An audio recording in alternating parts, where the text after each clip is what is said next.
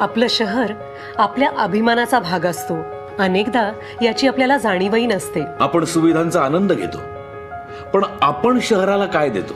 आपण फक्त कचरा निर्माण करतो आणि स्वच्छतेची अपेक्षा इतरांकडून करतो.